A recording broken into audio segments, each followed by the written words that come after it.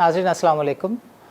इस हफ़्ते हम हाज़िर हुए हैं स्टॉक एक्सचेंज में एक नई कंपनी है जो लिस्ट होने जा रही है and it is a new idea, new concept altogether. Although we have an active food sector, but we now have an organic meat company coming to the Pakistan Stock Exchange in order to raise capital. And today we have with us Mr. Faisal Hussain, who is the main sponsor and the CEO of this new issue. So Mr. Faisal, welcome to the show. Sir ये बताइएगा कि ये जो idea है, थोड़ा सा अपने family background के बारे में बताइए, फिर हमें ये बताइए कि how does this idea came to your mind. I know that you people are in this business for ages, since 1930s. Your family has been doing this, but how come this came up to your mind कि इसको rejuvenate किया जाए, इसके अंदर नई technology का इस्तेमाल किया जाए और बिज़नेस को मुल्क से बाहर ले जाकर इसको फर्दर एक्सपेंड किया जाए? जी हम लोग अल्हम्दुलिल्लाह हम लोग we been dealing producing and exporting sheep animal byproducts since 1932. I'm the fourth generation into it. और अल्हम्दुलिल्लाह we've been the biggest manufacturers and exporters from Pakistan for natural sausage casings. I'm the fourth generation और क्योंकि हमारा सारा ताल्लुक all procurement, all sales have been always been in relation to families which were into animal related businesses. तो हम लोग क्योंकि आते ख़रीदते थे जानवरों की और उसको प्रोसेस करते थे और उसको एक्सपोर्ट करते थे, तो in time when it was time to further grow, so I thought कि जी इससे बेहतर क्या काम होगा कि जहां मैं ख़ुद स्लॉटर हाउसेस से और गवर्नमेंट स्लॉटर हाउसेस से और प्राइवेट स्लॉटर हाउसेस से अपना वो रॉ मटेरियल ख़रीदता हूं. I can get into this business my self, get into meat production and exports, and that will also support my existing trade line. कि मैं अपने ही slaughter house would be one source of providing me raw material as well. So I started off with a very small scale initially. 2008 में मैंने सोचा कि okay fine हम लोग जो हैं अपना छोटा सा slaughter house लगाते हैं और वहाँ से प्रोडक्शन स्टार्ट करते हैं. So in 2008, what type of volumes did you had? हम लोग उस वक्त we were probably exporting around $4 to $5 million of natural sausage casings outside Pakistan. Okay. तो अब sausages आपने देखे होंगे, sausages कंज्यूम किए होंगे. जो sausages की outer covering है, that's the intestine of the animal. ठीक है, intestine of the sheep animal. उसी तरह जो आप पिज़्ज़ास के ऊपर सलामीज़ देखते हैं and we order such things, तो that is some meat filled and smoked inside a beef intestine. और फिर उसके स्लाइसेस होते हैं जिसकी ये सलामीज़ बनती हैं. और So in 10-year journey, what was so exciting that you thought कि आपको इस बिज़नेस को नेक्स्ट लेवल पर लेके जाना चाहिए? What was the turning point? जिस तरह मैंने आपको कहा कि we started off with a very small scale. The only thing different that we did was कि जो बाकी पाकिस्तान से पहले भी गोश्त एक्सपोर्ट होता था, हम लोग कोई नए नहीं थे. हमसे पहले भी प्लेयर्स थे जो कि पाकिस्तान से गोश्त एक्सपोर्ट करते थे. और तो we just came with an idea that we would come with something different जहां हम उसको वैल्यू ऐड कर सकें. ये वही वाली बात हो गई कि मैं आंतें ख़रीदूँ, उसको वॉश करूँ और उनको एज इट इज़ एक्सपोर्ट कर दूँ, या फर्दर मैं उन आंतों की कैलिब्राइजेशन करूँ, सिलेक्शन करूँ, ग्रेडिंग करूँ, वैल्यू ऐड करूँ थ्रू द सोर्स जिसमें हम पूरी दुनिया में बहुत अच्छे तरीके से compete करते हैं. That's our labour cost. ठीक है, तो उसी तरह आई थॉट कि जी हम गोश्त को भी वैल्यू ऐड करें और कोई ऐसी चीज़ करें जो ऑलरेडी एग्जिस्टिंग इंडस्ट्री नहीं करती है. तो हम लोग पहले थे पाकिस्तान में जिसने गोश्त को जो गोश्त हड्डी के साथ एक्सपोर्ट हो रहा था उसको बोनलेस करके उस चीज़ को शेल्फ लाइफ दे के उसको एक्सपोर्ट करने शुरू किया. So shelf life में have you added any kind of value? What are your competitors? हम ये कह सकते हैं कि shelf life आपने बढ़ाई है. What What is it that you have done differently? मैं आपको समझाता हूँ। देखें, आपका for a slaughter house the first important thing is the, जहाँ से सब चीज़ें स्टार्ट होती हैं, that's the animal holding area. जहाँ पे जानवर आएगा आप उसका एंटीमॉर्टम करेंगे। Anything which passes the antemortem stage will be send to a yard, जहाँ पे वो रेस्टिंग पीरियड पे जाएगा फॉर एटलीस्ट 24 आवर्स। वो रेस्टिंग पीरियड की ज़रूरत क्या है? ये सारी छोटी छोटी टेक्निकलिटीज़ हैं which you follow to outstand from others. कि जी वो 24 घंटे जब जानवर ट्रैवल करके आया हुआ होता है डिफरेंट रीजन से और आपके स्लॉटर हाउस पे कटने के लिए आता है, तो first thing it requires is a resting period, जहाँ पे उसकी फीडिंग हो दोबारा, सो दैट इट उसके मसल्स रिलैक्स हो जाएं। And it when you slaughtering it, तो नो मसल्स आर स्ट्रेस्ड, क्योंकि मसल्स अगर जानवर के स्ट्रेस्ड होंगे तो आप उसको जो भी प्रोसेस कर लें वो दूसरे तीसरे दिन उसका गोश्त काला पड़ने शुरू हो जाएगा।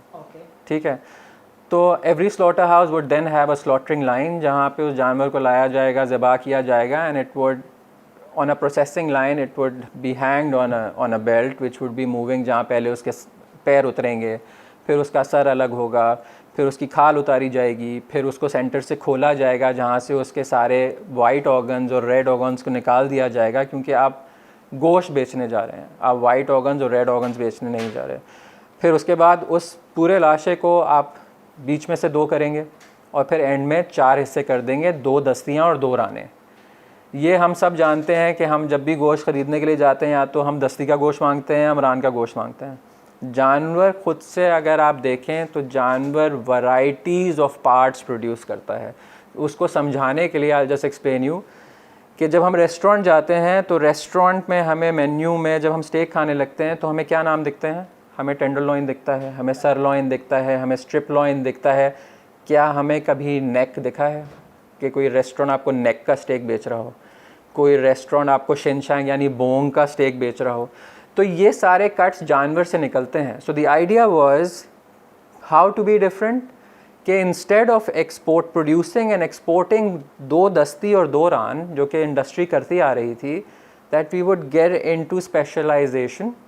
लाइक आई सेड कि हमने आंतों में क्या किया, and what was our success since 1932, that we went into specialisation, कि हम उन्हीं आंतों के अंदर से we started doing grading, selection of it, calibrating it. क्योंकि आप सॉसेज भी खाने जाते हैं, जब सॉसेज का पैकेट ख़रीदते हैं तो आपको सारे सॉसेजेस एक साइज़ के दिखते हैं, एक विड्थ के दिखते हैं। अगर आपको ये मालूम हो कि जहाँ से जानवर की आंत स्टार्ट होती है दैट्स द वाइडर पार्ट, जब वो नीचे ट्रैवल करते जाती है वो नैरो होती चली जाती है। तो उसी तरह we said okay fine, will take out these boneless cuts and then we will market them accordingly into the international market, that I can do this also instead of just giving grey cloth to someone कि आप बाकी processes खुद कर लें। You were giving a garment in the end कि जी आपने पूरी चीज़ बना के और भेजी है। So this was the value addition part। ये भी बताइए कि आपके local और international competitors कौन हैं और आपकी क्या strategy होगी during this COVID-19 situation, जब हर तरफ ये बात हो रही है कि बाज़ार बंद होंगे, बिजनेसेस बंद होंगे, लॉकडाउन होगा। So what will be your penetration strategy? आप शेयर होल्डर्स के मफादात का कैसे तहफ़्फ़ुज़ करेंगे? देखिए, एक तो पहली चीज़ से you asked about local competition. We have absolutely no local competition, कि हम जिन प्रोडक्ट्स में हैं इस टाइम पर, हमारा सिवाय जो कन्वेंशनल बिज़नेस 4 टुकड़े वाला जो है, उसके अलावा, उस प्रोडक्ट के अलावा the rest of the things that we do, कि हम बोनलेस करके ताज़ा गोश्त को शेल्फ़ लाइफ दे के भेजते हैं वैक्यूम पैक करके, या हम बोनलेस करके उसे ब्लास्ट फ्रीजिंग प्रोसेस के थ्रू 1 साल की शेल्फ़ लाइफ करके बेचते हैं, या फिर हम उसी जानवर के वाइट ऑफल्स, क्योंकि मेरा बैकग्राउंड ऑफल इंडस्ट्री से है, जद्दी पुश्ती, तो उस वाइट ऑफल्स को प्रोसेस करके हम भेजते हैं। तो सिवाय एक प्रोडक्ट लाइन के जो कि फ्रेश चिल्ड कारकस बिज़नेस है, 4 क्वार्टर कारकस, अल्हम्दुलिल्लाह हमारा कोई बाकी किसी प्रोडक्ट में कोई कंपटीशन नहीं है पाकिस्तान में। और दूसरा, अच्छा ना अब मैं आपको समझाता भी चलूँ नेचर ऑफ कंपटीशन। देखें, आउटसाइड पाकिस्तान की बात कर रहा हूँ। Now you have to understand कि जो नेचर ऑफ प्रोडक्ट्स हैं, जब मैं इस प्रोडक्ट की बात करता हूँ जो कि कन्वेंशनल प्रोडक्ट है, तो हम पाकिस्तानी एक दूसरे का कंपटीशन है। ये प्रोडक्ट मिडिल ईस्ट में पिछले 30 साल से जा रहा है, हवाई जहाज़ के थ्रू जा रहा है, लोग उसकी प्रीमियम प्राइस भर के उस चीज़ को जिसकी उन्होंने हड्डी और चर्बी कंज्यूम नहीं करनी उसका भी एयर फ्रेट भर के अपने पास मंगवाते हैं, और वो 30 साल से मार्केट एग्जिस्ट करती है। हमारा उन मार्केट में पाकिस्तान का कोई कंपटीशन इंटरनेशनली भी नहीं है एज़ फार एज़ ये वाला जो फ्रेश चिल्ड ताज़ा गोश्त की बात हो रही है, बिल्कुल हमारा एब्सोल्युटली इंटरनेशनल कोई कंपटीशन नहीं है। यहाँ हम एक दूसरे का कंपटीशन है। ठीक है, अब दूसरे प्रोडक्ट्स की बात है। Now when you talk about the other products, yes, for the next two products which are the fresh chilled boneless vacuum pack product and the frozen boneless product. Now here you comes into international competition, जहाँ पे Europe आपका competition है, south America आपका competition है, जहाँ Brazil, Uruguay, Argentina, Paraguay, south Africa आपका competition है, Australia आपका competition है, because these are the major players in the world जो कि वर्ल्ड की 82% of beef demand पूरी करते हैं। हम पाकिस्तान falls at number 27 जो उन 18% में से जो बाकी डिमांड पूरी करते हैं। तो जब तक हम इन डेस्टिनेशंस में से ये अपना गोश्त बेच के ये वैल्यू एडिशन करके सस्ते रहते हैं, we are always in the market, we are always producing at full capacity. क्योंकि if I would tell you कि एक एक कंपनी की 800 टन की रिक्वायरमेंट है। Now you have to understand also कि meat is not only consumed at home. जो हमारी कन्वेंशनल इंडस्ट्री दस्तियाँ और राने भेजती है, फ्रेश चिल्ड करके ताज़ा गोश्त भेजती है, वो हाउस होल्ड कंजम्पशन के लिए है। ठीक है, अगर आप ख़ुद भी नोटिस करें तो जितना गोश्त आप घर में खाते हैं उससे 3 गुना गोश्त आप घर से बाहर खाते हैं। बीइंग अ पाकिस्तानी ऑल्सो, आप गोरे की बात छोड़ दें या आप अरब्स की बात छोड़ दें, हम लोग भी गोला कबाब और धागा कबाब और मलाई बोटी और ये सब चीज़ें हम घर से ज़्यादा बाहर खाते हैं। बर्गर्स खा लेते हैं, पिज़्ज़ा खा लेते हैं, और जो घर में गोश्त खाते हैं उसकी क्वांटिटी बहुत कम है। तो now you need to understand कि इन सारी चीज़ों को प्रोड्यूस करने के लिए भी दुनिया गोश्त मंगाती है। There are huge food processes in the world. आप ये तो किसी से छुपे, मैकडोनल्ड्स है, बर्गर किंग है, they producing burger patties, they are the king of franchises as far as the world knows. तो they are also consuming meat to produce their product, तो वो भी गोश्त इस्तेमाल कर रहे हैं। तो वो एक मार्केट बिल्कुल डिफरेंट है जो कि फूड प्रोसेसिंग मार्केट है, उनको गोश्त चाहिए, और ये मार्केट बिल्कुल डिफरेंट है जिनको हाउस होल्ड प्रोडक्ट चाहिए। ठीक है, तो आपने ख़ुद से मार्केट्स आइडेंटिफाई करनी है कि आपके जानवर, कौन से जानवर का कौन सा गोश्त आप कौन सी मुल्क में किस चीज़ के लिए बेचना चाहते हैं और बेच रहे हैं। अनलेस अनटिल यू आइडेंटिफाई, अगर मेरे पास एक ही प्रोडक्ट हो और मैं एक ही प्रोडक्ट प्रोसेस कर सकता हूँ, तो मेरे पास एक ही मार्केट है which is the household market. तो when you take yourself out of that box and you say I am going to add some value to my product, so that when something goes wrong with this part of the industry which went wrong, yes, it went wrong in 2017-18, and a lot of players and producers could not do well at that time, but alhamdulillah अल्लाह पाक ने हमारा हाथ पकड़ा, because we were different than the entire industry from the very first day, और अल्लाह मियाँ ने हमें हाथ पकड़ा और वो सारे प्रोडक्ट्स हमें उस बैड पीरियड को भी सेल थ्रू करा के आगे ले गए। और अब तो सिचुएशन इतनी डिफरेंट है कि ड्यू टू दिस डीवैल्यूएशन कि all those products in which you had international competition, all those products massively came back to life, and they will be alive for the next 3 years if there is no further devaluation. ठीक है, आखिर में मुझे ये भी बताइए कि आपका जो ग्रोथ पैटर्न है लास्ट 3 years की जो सेल्स हैं वो क्या हैं, और आगे आप किस तरह की ग्रोथ देखते हैं? देखिए, अल्हम्दुलिल्लाह we have been growing averagely above 25% every year, alhamdulillah, and we see the same pattern to follow. What are the numbers? If you look at numbers, we were probably at 1.8 billion in 17, we were around 2.3 in 18, we were around 2.67 in 19, and now we have crossed the 3 billion sale as of today. Faisal, let's take a short break. नाज़रीन, वक्त हुआ है एक वक्फे का, मिलते हैं एक वक्फे के बाद।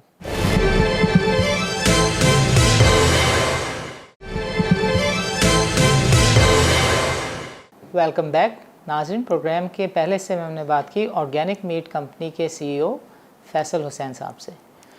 आपने हमें बताया कि ये जनरेशन टू जनरेशन इस बिज़नेस में है और अब वैल्यू एडिशन के ज़रिए वो वाली चीज़ें जो पाकिस्तान में नहीं हो रही और वो स्टफ़ जो पाकिस्तान से एक्सपोर्ट नहीं होता उन मार्केट्स तक ले जाना चाहते हैं, उन मंडियों तक ले जाना चाहते हैं जहां अभी पाकिस्तान की रसाई नहीं थी। कोविड-19 के कॉन्टेक्स्ट में बड़ा क्लियरली कहा जा रहा है, पाकिस्तान से बाहर तो बहुत साफ कहा जा रहा है कि जून 2021 तक दुनिया ने काइंड ऑफ इसी तरह ऑपरेट करना है, उसने बंद ही रहना है। So what is the business model, how would you operate? मैं आपको समझाता हूँ। जी, COVID has been there since January 2020। पहले चाइना बंद हुआ, चाइना के बाद फिर इटली बंद हुआ, फिर ईरान बंद हुआ, and then we were out of the other nations, we were probably the very third fourth ones जिन्होंने अपने आप को लॉकडाउन किया, and we went into lockdown on the 23rd of March। Okay. अच्छा, उससे हुआ ये कि बिकॉज़ हम लोग अगेन वाहिद कंपनी है पाकिस्तान की जो कि इस प्रोडक्ट को ना सिर्फ बाय एयर भेज रहे थे, फर्दर वैल्यू ऐड करके बाय रोड रूट से CIS रीजन भिजवा रहे थे, बाय सी एक्सपोर्ट कर रहे थे इसी fresh commodity to the UAE, और इसी और ऑफल कमोडिटी को जिसमें सिर्फ हम लोग प्रोसेसिंग करते हैं पूरे पाकिस्तान में, जो कि वाइट ऑफल प्रोसेसिंग है, जो कि स्टमक से रिलेटेड है जानवर की, कि वो सारे ऑर्गन्स हम प्रोसेस करते और एक्सपोर्ट करते हैं, और वो बाय सी हम लोग फ्रोज़न फॉर्म में to the far east export कर रहे थे। तो पहले तो जब ये हुआ तो पहले तो पूरी इंडस्ट्री को एक झटका लगा कि जब लॉकडाउन हुआ तो सारी फ़्लाइट्स बंद हो गई। तो वो कन्वेंशनल इंडस्ट्री जो कि सारा माल बाय एयर भेजती थी, और हम लोग अल्हम्दुलिल्लाह इसी प्रोडक्ट को इस पे शेल्फ लाइफ देके इसको बेहतर करके बाय सी भेजते थे। आपको समझाना इसलिए ज़रूरी है कि UAE हमसे 48 घंटे के ट्रांजिट टाइम पर है, ओके, और बाय एयर से हमसे 2 घंटे के ट्रांजिट टाइम पर है। तो जब हम प्रोडक्ट को प्रोड्यूस करते हैं तो हमें एक गिवन शेल्फ लाइफ मिलती है उसकी फ्रॉम आवर अथॉरिटीज़ कि ये 14 दिन तक ठीक रहेगा। सही है। ठीक है, तो अगर मेरी डेस्टिनेशन मुझसे 2 दिन दूर है तो मुझे by air root transport use करने की ज़रूरत क्या है, मगर चूंकि हमारी एग्जिस्टिंग इंडस्ट्री में डेफिशिएंसीज हैं, वो उस चीज़ को उस तरह से प्रोड्यूस नहीं कर पाती जिस तरह से हम लोग प्रोड्यूस कर पाते हैं, क्योंकि हम लोग स्टार्ट हुए थे, हमारा इंसेप्शन हुआ था एज अ फ्रोज़न प्रोड्यूसर। तो हमारा पूरा प्लांट इस temperature control from the very first day. गोश्त एक ऐसी चीज़ है जो कि डिफॉर्म होती है with its bacterial growth. Bacterial growth happens above 4 degrees in any form, material form. तो अगर गोश्त को आप 4 डिग्री से नीचे रख सकते हैं, प्रोसेस का काटने के बाद एक चिलिंग प्रोसेस है जो कि 24 घंटे की प्रोसेस है। वो चिलिंग प्रोसेस क्यों होती है कि गोश्त के अंदर जितना मॉइस्चर है उसको ड्राई ऑफ कर दिया जाए, गोश्त का जो अपना बॉडी टेम्परेचर है, जैसा मेरा आपका 36 डिग्री है, उसको 4 डिग्री से नीचे ले आया जाए। तो ये प्रोसेस 18 से 24 घंटे की प्रोसेस है जिसमें उसकी एसिडिटी लेवल को भी आप नीचे लेके आते हैं। आपने वो प्रोसेस कर दी तो आप उसको शेल्फ लाइफ डेजिग्नेट कर सकते हैं 14 दिन की, as long as you maintain it under 4 degrees at all times till it's finally consumed. तो जब हम बाय एयर से शिपमेंट्स भेजते हैं तो अनफॉर्चुनेटली पाकिस्तान के किसी एयरपोर्ट पे कोई स्टोरेज फैसिलिटीज़ तो है नहीं, फ्रीजिंग स्टोरेज फैसिलिटीज़ नहीं है, कोई रेफ्रिजरेटेड कंट्रोल फैसिलिटीज़ नहीं है। तो जब हम अपनी टेम्परेचर कंट्रोल चिलर वैन्स में भी गोश्त को एयरपोर्ट पे भेजते हैं, तो उसके बाद जब वो हमारी लोडिंग ट्रक से बाहर निकलता है तो उसका कस्टम चेक होता है, उसका क्वारंटीन चेक होता है, उसका एंटी नारकोटिक्स फोर्स चेक होता है, और उसके बाद वो एक एयर कंटेनर में फिल होके जाके रनवे पे रखा दिया जाता है। हमारा एवरेज टेम्परेचर पूरे साल का 32 से 34 डिग्री है। तो किसी चीज़ को अगर मैंने 0 डिग्री पे भी प्रोसेस करके अपने स्लॉटर हाउस से भेजा हुआ और उसको ये 6 घंटे बाहर आप धूप में रख देंगे, तो क्या वो 4 डिग्री से नीचे रह सकता है? नहीं रह सकता। उसी तरह वो एयरक्राफ्ट में चढ़ के जब जिस डेस्टिनेशन पे 2 घंटे बाद पहुंचा, या सऊदी की डेस्टिनेशन 3.5-4 घंटे पे वहाँ पहुंचा, तो जब वो एयरक्राफ्ट से उतरेगा तो उसको पहली चीज़ क्या मिलेगी? हीट शॉक मिलेगा, क्योंकि जिस डेस्टिनेशन पे वो जा रहा है वहाँ का एवरेज टेम्परेचर 40 डिग्री है। तो क्या आपने उसको 4 डिग्री पे होल्ड किया? तो जब आपके पास इंस्टेंसेस ही मौजूद नहीं है जहाँ पे आप उसको कंटिन्यूसली 4 डिग्री से अंडर रख सकते हैं, तो आप तो वो शेल्फ लाइफ 14 दिन की उसको डेजिग्नेट कर ही नहीं सकते, और यूजली होता भी यही है कि दूसरे तीसरे दिन बाय एयर से पहुंचा हुआ गोश्त भी काला नीला पीला पड़ने शुरू हो जाता है। So तो जब precisely- कोविड हुआ, मैं वो कंप्लीट कर लूँ, जब कोविड हुआ तो ऑब्वियसली सारी एयरलाइंस हो गई बंद। हम लोग इसी चीज़ को एयरलाइन के थ्रू नहीं भेजते थे, हम प्रोसेस करके इनफैक्ट कंपनी के लिए 20-25 रुपए एक्स्ट्रा कमा के through that air freight advantage right हम वो अपने लिए पैसे बनाते थे अपनी हमारी कंपनी के लिए फॉर द पास्ट 3 इयर्स। और हम लोग बाय एयर नहीं भेज बहुत नेग्लिजिबल हमारी शिपमेंट्स है, किसी को अर्जेंसी में चाहिए और स्टोर्स में माल खत्म ना हो गया है तो हमसे कोई अर्जेंसी में मंगा लेगा, इमरजेंसी में। बट हमारा सारा फ्रेश का माल अल्हम्दुलिल्लाह फॉर द पास्ट 2.5 इयर्स हम लोग बाय सी भेजते हैं, और वो बाय एयर के गोश्त से बेहतर पहुंचता है, क्योंकि जो रेफ्रिजरेटेड कंटेनर हम लोड करते हैं वो बिल्कुल हमारे चिलर्स की तरह बने हुए होते हैं। जो सी लाइनर के कंटेनर्स होते हैं 40-40 फीट के, वो 0 डिग्री पे चल रहे होते हैं। वो हमारे प्लांट के लोडिंग डॉक्स पे आके अटैच हो जाते हैं। हमारा टेम्परेचर कंट्रोल प्लांट है, हमारे चिलर से माल निकलता है सीधा उस रेफ्रिजरेटेड कंटेनर के अंदर चला जाता है। अगर उसका हमारे पोर्ट्स पे कोई कस्टम चेक भी होता है तो वो अपने कंटेनर के अंदर ही होता है। यहाँ तक कि जब वो फाइनल डेस्टिनेशन पे पहुँच के दुकानदार या स्टोर के वेयरहाउस पे पहुँचता है तब तक वो रेफ्रिजरेटेड कंटेनर चल रहा होता है। तो वो उस गोश्त से बहुत बेहतर पहुँचता है जिसको 10 हीट शॉक्स लग चुके होते हैं बाय एयर के थ्रू।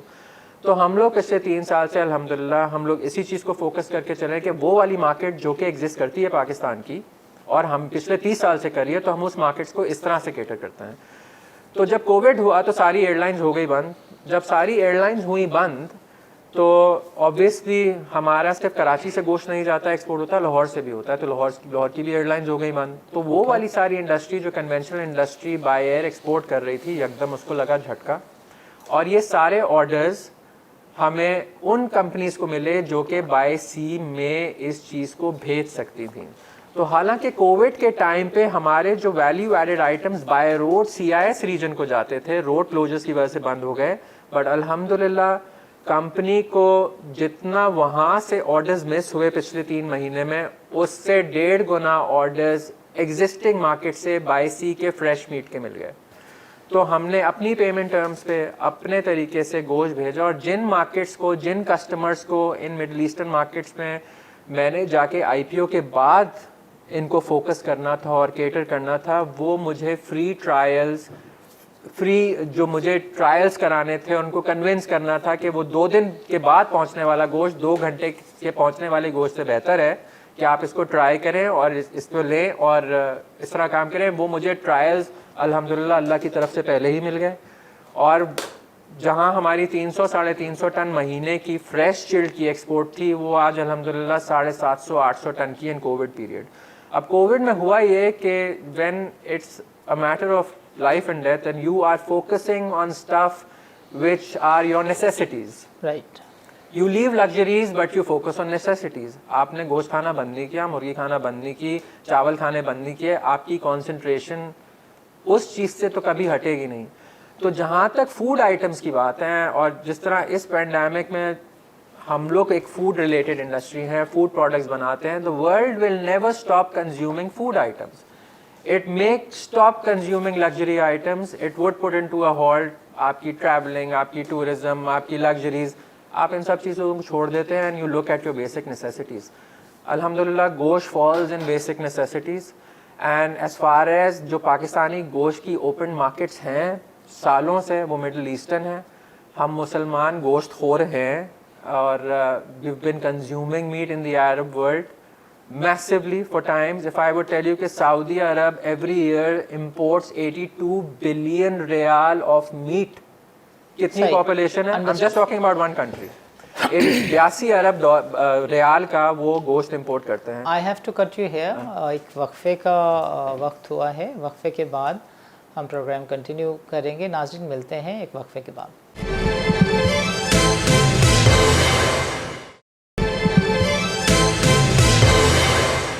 वेलकम बैक नाज़रीन। हुसैन साहब, मैं चाहूँगा कि आप नाज़रीन को बताएं कि आपकी गुफ्तगू से मैं ये महसूस हुआ कि आप मिडल ईस्ट सेंट्रिक हैं। सो गोइंग फॉरवर्ड नज़र आ रहा है कि मिडल ईस्ट बंद रहने जा रहा है काफ़ी अरसे तक। हज भी इस साल एक्सपेक्ट नहीं कर रही कौम। सो ऐसे में जब इन ममालिक की जो इनकम है वो कम होने जा रही है, तो अंदेशा है कि इंपोर्ट्स भी कम हो जाएंगी। So beyond middle east what is your focus? अल्हम्दुलिल्लाह हम वाहिद कंपनी है पाकिस्तान की who is not only middle east centric. हम लोग फार ईस्ट के लिए प्रोडक्शन करते हैं। We export to Hong Kong, we export to Vietnam, we export to Myanmar. हम डिफरेंट प्रोडक्ट्स बनाते हैं इन फ्रोज़न फॉर्म और हम उनको एक्सपोर्ट करते हैं। Not only meat but offal by products also, which we are the only ones अल्हम्दुलिल्लाह जो उस चीज़ को मास्टर करते हैं। तो हम ओजड़ियों को प्रोसेस करते हैं, पतोजड़ियों को प्रोसेस करते हैं, इंटेस्टीन्स को प्रोसेस करते हैं। तो we are not only middle east centric, हम गोश्त भी प्रोसेस करते हैं। फ्रोज़न बफलो बीफ जो है हम फार ईस्टर्न मार्केट्स को भेजते हैं।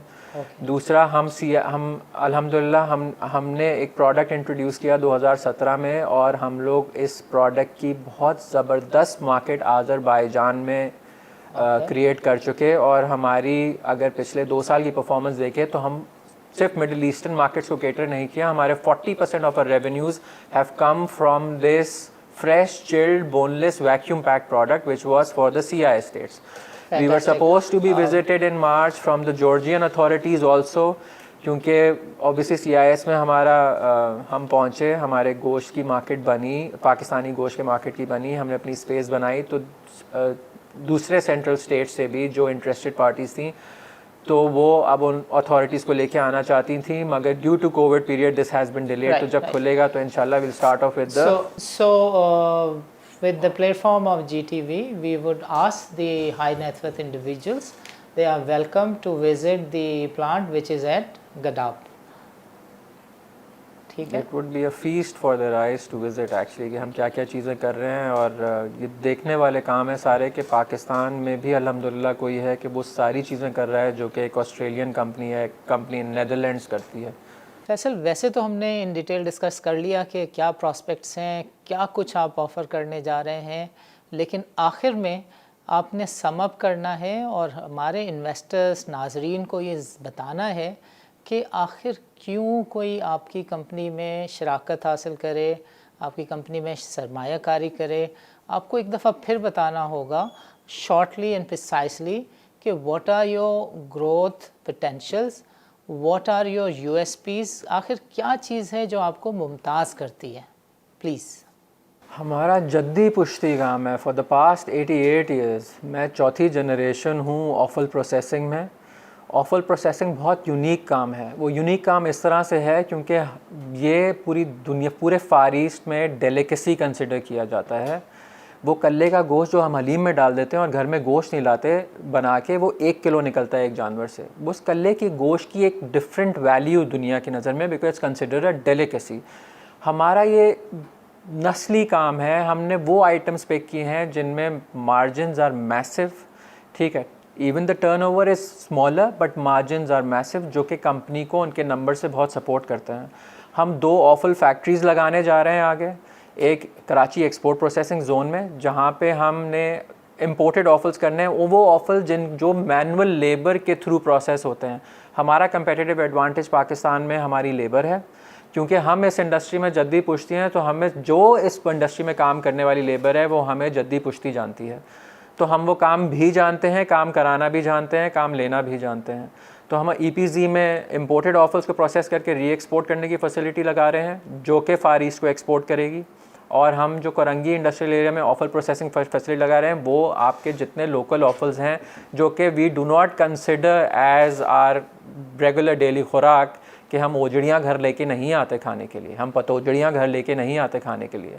तो ये सारे आइटम्स आर सपोजिटली डेलिकेसीज़ जिस पे हम काम कर रहे हैं पिछले 3 साल से। अल्हम्दुलिल्लाह 10-15 करोड़ रुपए की एक्सपोर्ट करते भी हैं और देख रहे हैं कि ये चीज़ें हम 1 अरब रुपए की एक्सपोर्ट तक लेके जा सकते हैं, जिसके लिए हम 2 फैसिलिटीज़ लगा रहे हैं। और ये सारा focus on the far east है। सो जो डिपेंडेंसी इस इंडस्ट्री की मिडल ईस्ट पर है, वो अल्हम्दुलिल्लाह हमारी कंपनी को नहीं है। So Faisal, you've chosen a great time. बकरा ईद सर पर है। I mean, frankly, मैं आपकी जगह होता तो कोई ऑनलाइन कुर्बानी सर्विस लॉन्च कर चुका होता, बिकॉज़ मेरा नहीं ख्याल कि मंडी इस दफ़ा लगने जा रही है। बात तो बड़ी अजीब सी है, मगर फैक्ट है कि इस दफ़ा हज भी जो है वो इंटरनेशनल लोगों के लिए शायद बंद होगा। So when there are no trading and otherwise activities, अगर ये आप करते हैं तो ये it would be a fantastic initiative. What is your take on this? जी मैं बहुत खुश हूँ आपको बताते हुए कि जिस तरह बाकी सारी चीज़ों में इस इंडस्ट्री में कि हम पहले थे बोनलेस फ्रोज़न करने वाले, पहले थे बोनलेस वैक्यूम पैक फ्रेश करने वाले, और पहले थे जो कि वाइट ऑफल प्रोसेसिंग को करने वाले, उसको एक्सपोर्ट करने वाले. उसी तरह अल्हम्दुलिल्लाह हम पहले ही हैं इस इंडस्ट्री में जो कि ऑनलाइन जा रहे हैं, और इंशाल्लाह हमारी कुर्बानी सर्विस ऑनलाइन स्टार्ट होने लगी है फ्रॉम सैटरडे. और यही प्लेटफॉर्म से हम मीट मास्टर के नाम से, जो कि ऑर्गेनिक मीट कंपनी का सब ब्रांड है, उसके साथ हम आपके घरों पे ताज़ा गोश्त आपको शेल्फ़ लाइफ के साथ इंशाल्लाह इन फ्यूचर डिलीवर करेंगे. नाज़रीन, हमारा प्रोग्राम जो है वो कैपिटल मार्केट के इश्यूज से मुतालिक होता है. And we usually talk about the listing, regulatory, liquidity and the other issues. But this time we selected a company which is going to be listed on the Pakistan Stock Exchange. Pakistan Stock Exchange में चूँकि investors का जो interest है वो आज का सबसे बड़ा सवाल है, which is why we attach great importance to the protection of the investors' interest, and this is why we have selected this company to be discussed in our today's program. नाज़रीन, बात यह है कि ये एक इट्स अ न्यू आइडिया. ये company कोई 40 million shares 18 रुपये के हिसाब से ऑफ़र करने जा रही है, जो कि बनता है कोई 37.77% of the stakes in this company. So Pakistan stock exchange में लिस्टिंग डी लिस्टिंग से मुतालिक मैंने कहा कि मसाइल हैं, and I have often raised my voice, concern and pen over those issues, but this time I want the investors to look at the prospectus, to look at the documents and see if they can invest in this company. वैसे by the way मैं अपनी team के साथ next week इनके plant को, इनकी factory को, इनके ऑफिसेस को विज़िट करने जा रहा हूँ, and next Saturday I will be giving you my take on it.